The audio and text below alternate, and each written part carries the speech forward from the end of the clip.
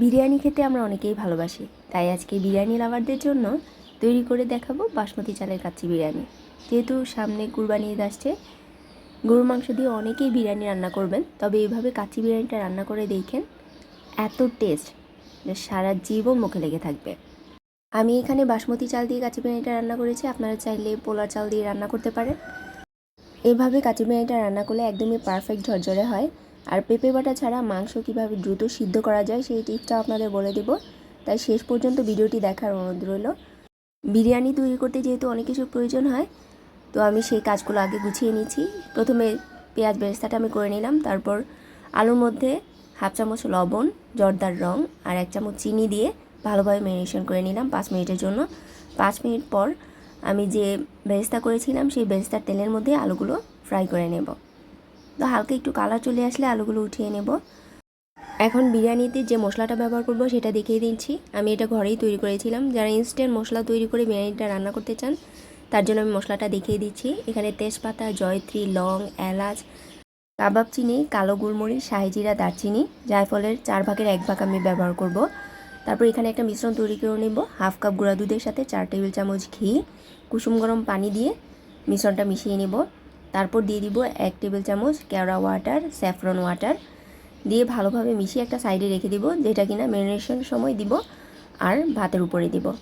এখানে 1.5 কেজি গরু মাংস নিয়েছি, তো মাংসগুলো একটু বড় বড় পিস করে কেটে নিয়েছি। এখানে হাফ কাপ নিয়েছি টক দই, 1 টেবিল চামচ নিয়েছি রসুন বাটা আর 1.5 টেবিল চামচ নিয়েছি আদা বাটা। শুকনো গোলমরিচের গুঁড়া নিয়েছি 1 টেবিল চামচ, স্বাদ মতো লবণ, টমেটো সস 2 চা চামচ। আর এখানে যে আস্ত মশলা ব্যবহার করব সেগুলো দিয়ে দিচ্ছি। এলাচি, দারচিনি, কাবাব চিনি, গোলমরিচ এগুলোই দিবেন। আর জায়ফলের যদি গুঁড়ো থাকে সেটা ব্যবহার করবেন, না হলে গ্রেট করে দিয়ে দিবেন।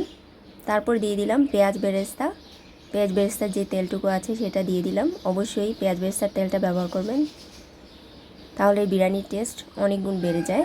তারপর সেই দুধের মিশ্রণটা হাফ কাপ দিয়ে দিলাম আর হাফ কাপ রেখে দিব, সেটা পরে ইউজ করব।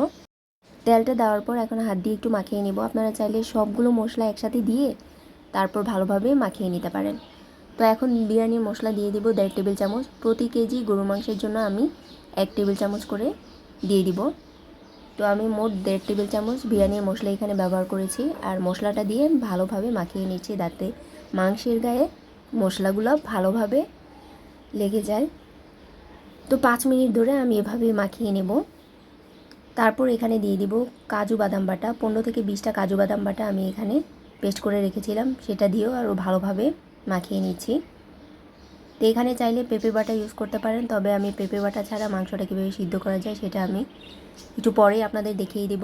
যেহেতু খাসির মাংস দিয়ে আমরা জানি কাচ্চি বিরিয়ানিটা রান্না করা হয়, খাসির মাংসের তুলনায় কিন্তু গরুর মাংসটা সিদ্ধ হতে একটু বেশি সময় লাগে। তো এখন আমি ম্যারিনেশন করে রেখে দেব 1 থেকে 2 ঘন্টার জন্য। আর এখানে বাসমতি চাল নিয়েছি 3 কাপ, পানি দিয়ে আধা ঘন্টার জন্য ভিজিয়ে রেখে দেব। তারপর আটার প্রিপারেশনটা আমি করে নিচ্ছি। এখানে নর্মাল যেরকম রুটি বানায় সেই আটাটা আমি এভাবে গুলে নিচ্ছি, রেডি করে নিচ্ছি সব কিছু। তারপর ম্যারিনেশন হয়ে গেলে ঠিক 2 ঘন্টা পর আমি এখানে দিয়ে দিব বেকিং সোডা। আর বেকিং সোডা এখানে আমি 1.5 টেবিল চামচ দিয়েছি। পেঁপে বাটা না দিতে চাইলে আপনারা এই বেকিং সোডা দিয়ে মাংসটা দ্রুত সিদ্ধ করতে পারবেন। তারপর দিয়ে দিব আলু, কাঁচামরিচ। আর এখানে একটা মিশ্রণ তৈরি করব, পেঁয়াজ বেরেস্তা আর বাদাম কুচি করে নিয়েছিলাম, আলু বোখারা, কিশমিশ, গুঁড়ো দুধ নিয়েছি আর নিয়েছি চিনি।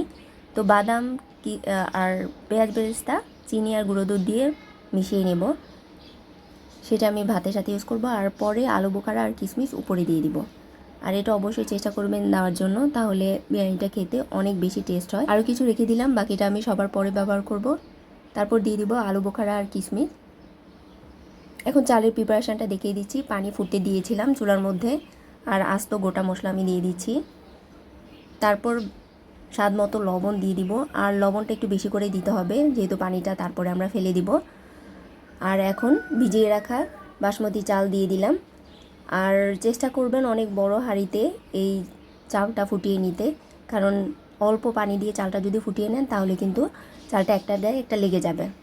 তো আমি একটু দেখে দিচ্ছি যে চালটা কীরকম সিদ্ধ হয়েছে। প্রায় 70% মতো চালটা সিদ্ধ হলে আপনারা উঠিয়ে নেবেন। তো পানিটা ঝরিয়ে গরম থাকা অবস্থায় সেই ম্যারিনেশন করা গরুর মাংসের উপরে আমি দিয়ে দিলাম ভাতটা, দিয়ে ছড়িয়ে দিলাম। তারপর যে পেঁয়াজ বেরেস্তা রেখেছিলাম সেটাও দিয়ে দিলাম, আলু বোখারা কিশমিশ সেটা উপর থেকে দিয়ে দিলাম। চাইলে একটু স্যাফরন ওয়াটার আপনারা দিতে পারেন কালারের জন্য।